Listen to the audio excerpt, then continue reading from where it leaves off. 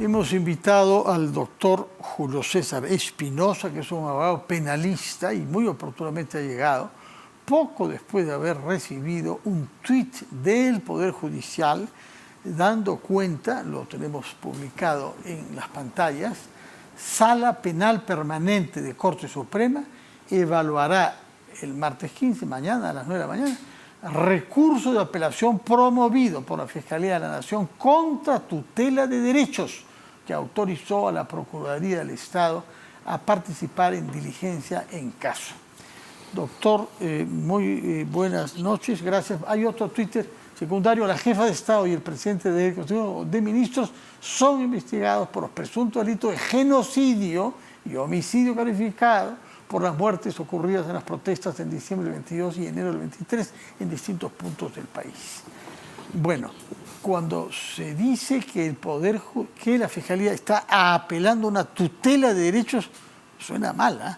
Por lo menos para la persona de a pie, que una tutela de derechos se haya concedido y que la Fiscalía persista. No se debe tutelar los derechos de esa manera. En buena cuenta, la Procuraduría no tiene vela en el entierro, déjenme a mí sola ante los jueces. ¿Es así como debe leerse este tuit? A ver, Fernando, no hace sentido que la Fiscalía, que es el defensor de la legalidad y que debe velar por la regularidad de esta investigación tan importante en términos sociales, humanos, por la trascendencia de los hechos, cuestione este hecho. En concreto, hace cerca de 3 meses la Procuraduría intentaba participar en las diligencias de investigación, particularmente en las declaraciones que se iban tomando de los exfuncionarios, policías, militares, incluyendo exministros, incluyendo la presidenta en funciones a nivel de la Fiscalía de la Nación, y la Fiscalía se oponía a su participación. ¿Con qué argumento? Con el argumento... No es la primera vez, así es, lamentablemente, que hay una fricción entre Fiscalía y Procuraduría. Es decir, que los fiscales pretenden hacer todo solos y evitar que hayan procuradores que tengan derecho a la palabra. Con el argumento de que estamos en una fase primero muy preliminar y la Procuraduría, que defiende intereses patrimoniales, o sea, una posible futura reparación civil, no tiene todavía un caso que reclamar en concreto.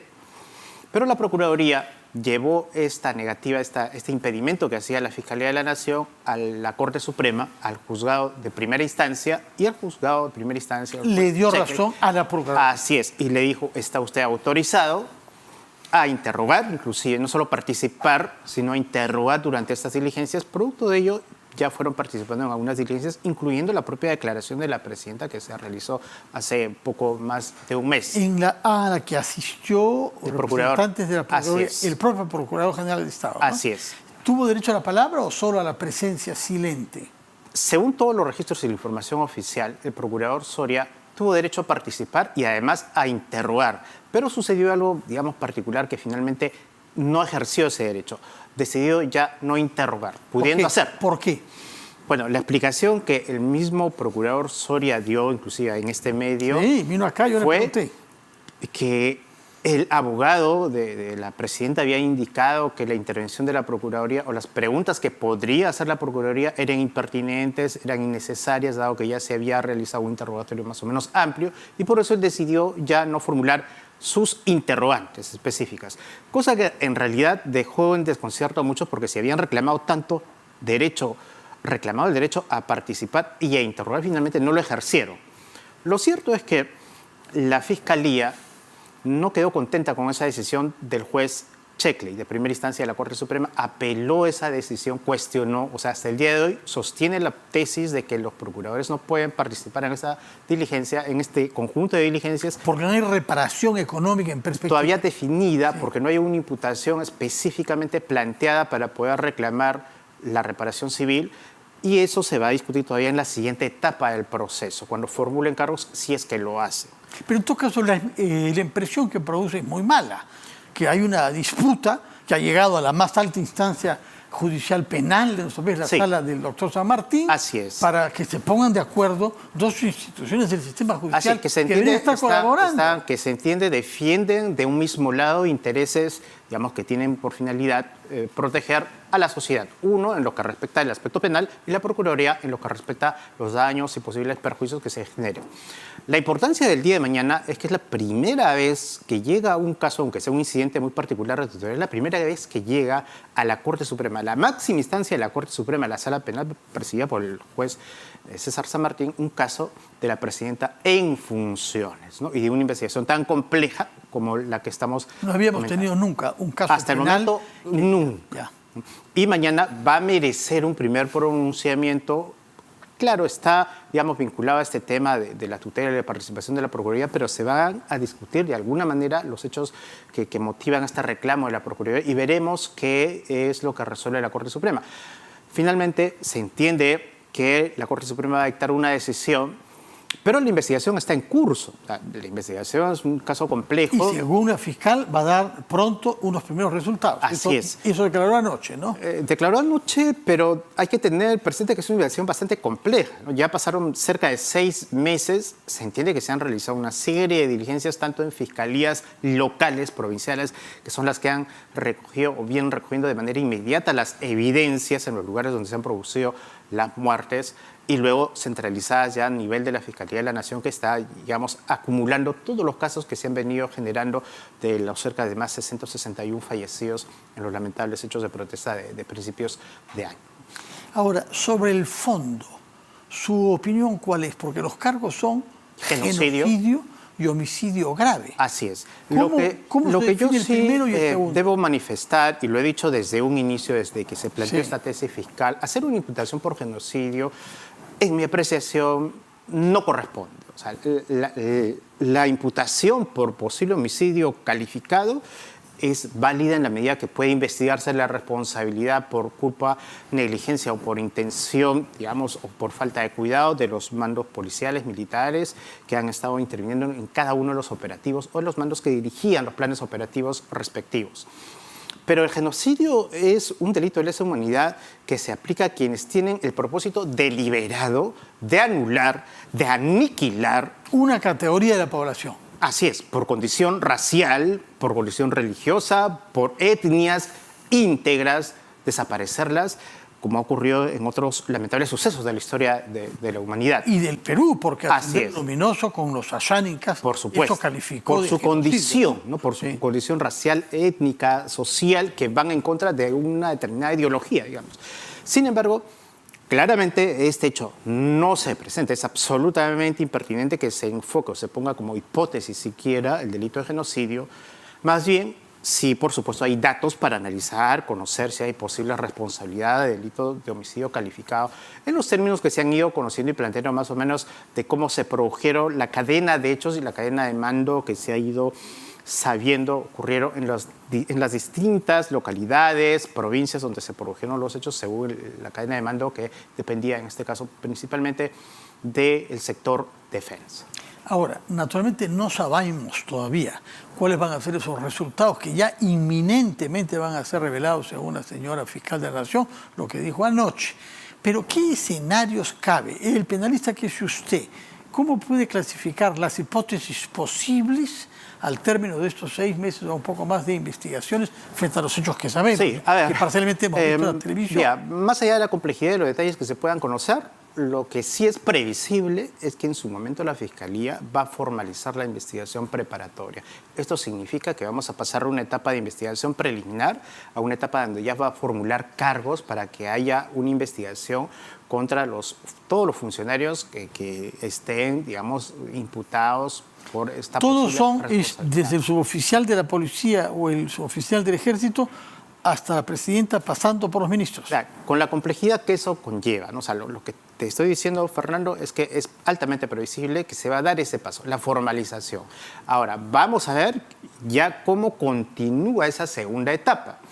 Lo otro es establecer qué delitos. Lo más probable, creo yo, que ya cuando tenga que tomar esa decisión la Fiscalía de la Nación va a depurar, yo creo, un sentido de razonabilidad, va a eliminar lo que es el genocidio y va a concentrar el tema en el delito posible de homicidio calificado. Sin embargo, distinta será la responsabilidad del personal militar, policial, digamos, de mando inferior o operativo que estuvieron, como se dice, en el teatro de las operaciones, de los mandos medios, los que han dirigido los planes operativos, a diferencia de quienes tienen una responsabilidad ya de mando político, le hace ministros y con mayor razón la Presidenta de la República, porque respecto de ellos ya se activa lo que se denomina la prerrogativa procesal que les impide ser, procesados en funciones, salvo que exista, en este caso, respecto de ellos, una denuncia constitucional que la fiscal de la Nación los lleve tendrá que a un presentar. antejuicio, ¿no? Así es, para que sean Ahora, sometidos ¿qué al Congreso. antecedentes hay de un proceso penal que pueda darnos una orientación? Algo similar, Bagua, por ejemplo. Sí, pero lo que ocurre es que la gran particularidad de este caso es que son, en el caso de los ministros que por lo menos premier y presidenta en ejercicio. Y eso hace que su prerrogativa esté intensamente protegida. Por eso va a ser fundamental los términos en que la Fiscalía de la Nación eventualmente presente una denuncia constitucional y se sometió al Congreso, y el Congreso decida si es que va a autorizar o no el inicio del proceso en De su acuerdo. curso. En todo caso, un paso importante, aunque es procedimental, es mañana saber si la Procuraduría tiene o no derecho a la presencia de la palabra. Así es. Y no como la Fiscalía pretende marginarlos. Hablemos de otros procesos penales y de otros procedimientos en curso. Uno de los cuales tiene que ver con la situación judicial del expresidente Pedro Castillo. Hemos sabido que ha recibido una visita de un señor Henry Shimabukuro, que en su momento se le asoció mucho con los servicios de inteligencia, con todo lo que eso tiene de actividades que uno no conoce bien. Así es. Y el señor está investigado. ¿Él tiene derecho a visitar al expresidente siendo él mismo investigado? A ver, ya el INPE ha presentado el día de hoy un comunicado oficial donde está haciendo algunas precisiones. Lo cierto es que todo hace indicar que el señor Shimabukuro sí ha acudido antes y habría participado de visitas directas antes del 4 de julio. El comunicado del INPE del día de hoy dice que desde el 4 de julio él está prohibido de ingresar. ¿Eso qué significa? En su condición de investigado y al haberse sometido a reglas de conducta, él está prohibido de tener comunicación con otros coinvestigados de procesos en los que él está investigado o de casos conexos. Entonces, esa prohibición de comunicación evidentemente le impide participar o ingresar a visitar al expresidente en el modo como se ha ido conociendo los últimos días, particularmente en el reportaje del día de ayer. Ahora, ¿qué pasa? ¿Qué consecuencias le acarrean a él de incumplir esta regla de conducta? Básicamente dos. En lo estrictamente penal, si él desobedece una resolución judicial, está cometiendo delito de desobediencia de la autoridad, caso en el cual estaría, exponiéndose a la posibilidad de un nuevo proceso penal por esa razón.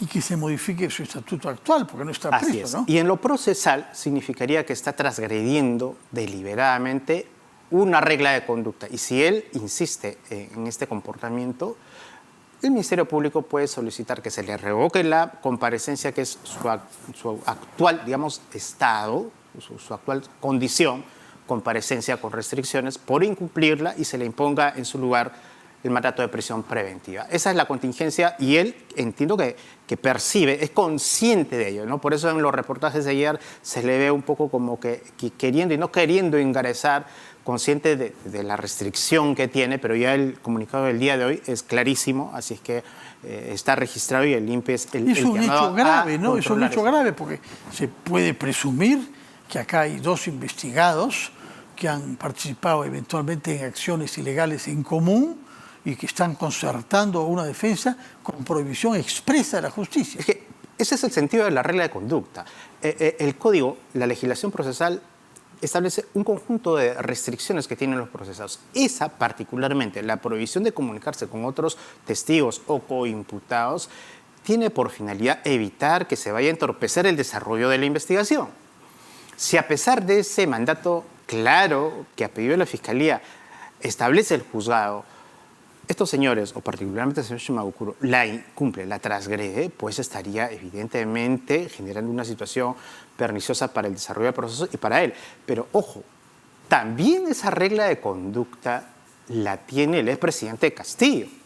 De Claro, modo tal que supuesto. si el presidente Castillo acepta, permite... Sus abogados por lo menos han debido decirlo, si no Así sabía es. él mismo Si el que presidente no puede Castillo reunirse. está consintiendo comunicarse, aceptar visitas de quienes él sabe, y por supuesto no puede negar que no lo sabe, tienen condición de investigados o de testigos en sus casos, también está incumpliendo esa regla. ¿Y qué medidas punitivas se le pueden imponer a Castillo? Porque ya nos digo que Shimabukuro quizá puede ser puesto en prisión justamente por haber violado esa norma. Bueno, se le podría restringir, hacer más estricto aún su régimen de prisión preventiva en el penal donde está. Pero creo que no es muy estricto. Por No, lo que no lo parece, es por las recibe a condiciones, bastantes personas, por las ¿no? condiciones, digamos, usuales de lo que significa este centro penitenciario, digamos, hecho de manera particular para altos funcionarios presidentes de la República. Pero de alguna manera hacer más estricto, por ejemplo, el régimen de visitas o el sistema de comunicación que le está pidiendo un locutorio telefónico para poder tener comunicaciones habituales, que todavía no se lo han conseguido, pero podrían denegárselo atendiendo a la posibilidad que él también esté incumpliendo esta regla. Hablemos entonces sobre otro tema que tiene que ver con otro expresidente, el señor Martín Vizcarra. En su caso se le ha negado el derecho a ir a Moquegua para ejercer un trabajo que habría sido ofrecido por un hermano suyo inicialmente antes de revocárselo. ¿Cómo ve usted esta decisión tomada por la justicia respecto de Martín Vizcarra?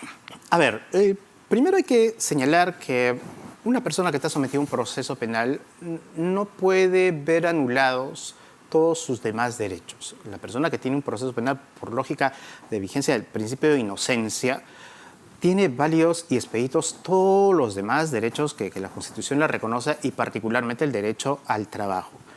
Esto como regla general. Sin embargo, ya en el caso específico, lo que toda persona sometida a una investigación como Vizcarra lo está, tiene que documentar, probar, evidenciar ante el juez la consistencia del pedido que está haciendo por razones laborales.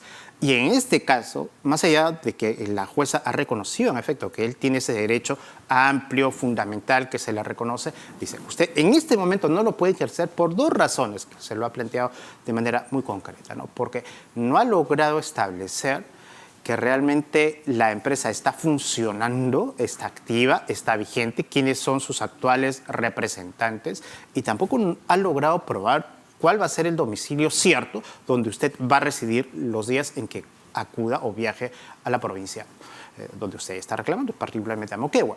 Entonces, como usted no ha acreditado ello, no se le puede dar el permiso en esta oportunidad y tendrá que documentar y actualizar esta información. Ha ocurrido un tema, digamos, que sí se genera cierta especulación, cierto grado de especulación o, digamos, de intriga, saber cómo se maneja esto de una empresa del hermano que a principios de año lo despide laboralmente. Y Permítanos ¿sí? dar a difusión esta carta, si la podemos poner en la pantalla, la carta, sí.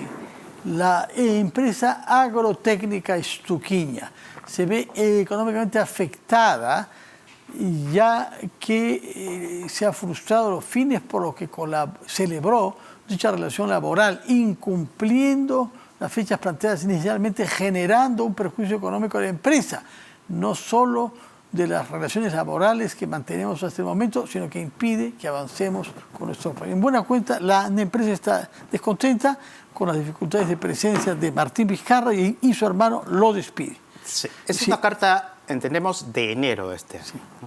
Sí. A primera impresión, digamos que pareciera, que es lo que la Fiscalía ha dicho en la audiencia, ¿no? Pareciera que es medio extraño que la empresa, que además es de su hermano y que se entiende que ha hecho esto para de alguna manera darle cierta cobertura en términos laborales, lo despida para que luego el expresidente alegue que se está perjudicando su derecho al trabajo. Pero luego la Fiscalía y el juzgado han tratado de verificar si realmente ha sido repuesto. Y se entiende, según la información que ha sido presentada por el propio expresidente Vizcarra, él habría sido repuesto a través de un procedimiento de conciliación laboral. Sin embargo, lo que la jueza dice, más allá de una audiencia de conciliación que ha existido en julio de este año, no hay evidencia de que realmente él haya sido efectivamente repuesto o que esté ya realizando sus labores, aunque sea de manera remota o virtual, que también forma parte del contrato laboral. En consecuencia, procede que la justicia diga, no, esto me suena un poquito oscuro, no doy permiso. Hasta que él pueda presentar información verídica, cierta, actual. Eso es lo que en buena cuenta le ha dicho a la jueza y me parece razonable. Sin embargo, esto va a ser revisado en segunda instancia, en apelación, y probablemente allí tendrá que Vizcarra documentar la realidad de esta relación laboral y la sala evaluar si los argumentos de la jueza son o no válidos cuando eso suceda. En todo caso, por el momento es un revés judicial para el presidente que aspiraba a ir a su localidad de origen para trabajar en la empresa propiedad de su hermano. Doctor Julio César Espinosa, muchas gracias por su presencia y sus explicaciones. Que tenga usted buenas noches. Vamos a hacer una pausa.